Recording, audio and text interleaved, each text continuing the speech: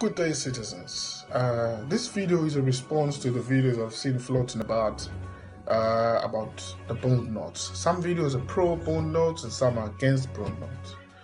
Now, the trouble I'm having is I've just seen one video where the guy spends a lot of time. He's done a video in two parts. He's spent a lot of time in one video trying to explain what money is. I think based on our literacy rates and that we've got such a huge globalized population, it is actually patronizing to do a video trying to explain to us what money is. We are very aware, the citizenry of Zimbabwe is very aware about what money is. We know what a currency is, and we're very aware that a bond note is a response by the government to try and formulate a fluid and functioning tender system. We understand all that. No need for elongated explanations and end up confusing people about what you're talking about. Now, let's tackle the issue of the bond note as a currency, because that's what it is. The government says it's not. I'd like to differ, because they're trying to impose this currency and they've used all sorts of terminologies to justify this, and they've used instruments in law and in our constitution that are probably inaccurate to use for this purpose. Now, we all have read the lecture about how currencies work. We know all that. But my question is that honestly necessary? Many of you say, of course, yeah, look at the lines outside the bank. So what we need is a currency that we've got access to, right? We need a currency that we've got access to. That's what we need right now. We do have access to loads of currencies that we can use right now. There is absolutely no economic reason that can justify bringing out an alternative tender to a currency, which is what the bond note is. The only justifiable reason, and then I say it's not actually justified, the only reason, and us as the Zimbabwean citizens fully understand and appreciate that, the only reason this bond note is coming out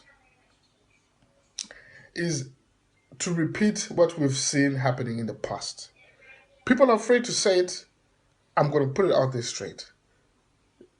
This bond note is coming to replace the US dollars in the banking system.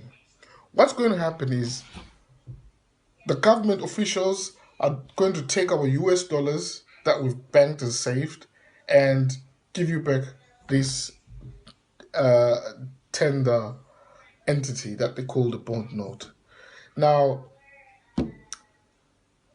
how long is this bond note going to be in place? What are the long-term plans after the bond note? How are our external traders going to tolerate some sort of exchange? Look, our trading system we don't live in a shell. We live in a system that is not built in Zimbabwe. We operate on a capitalistic system that is worldwide. Whether we like it, whether we don't, that's the reality. So we've got to conform to the rules and the legislations around currencies. As we speak right now, this bond note breaks a lot of those norms, because a currency that is imposed in a country or belongs to a country should be a country that is based on the values of a trading system. Currently, the monetary system in the world that we're using is a system that is based on imports and exports. Yeah, the value or the perception of the value of your currency. So why not bring out a currency that is truly reflective of where Zimbabwe is right now? If we need that currency, if it's so important that we have our own currency, give us a currency. Don't give us these fake things that have got no consumer confidence, have got no legal backing whatsoever. It's doomed to fail. And it's tragic to see that, after all the lessons that we were taught by the hyperinflation period that we went through, our government has now decided to do this. A very sad, very, very sad thing.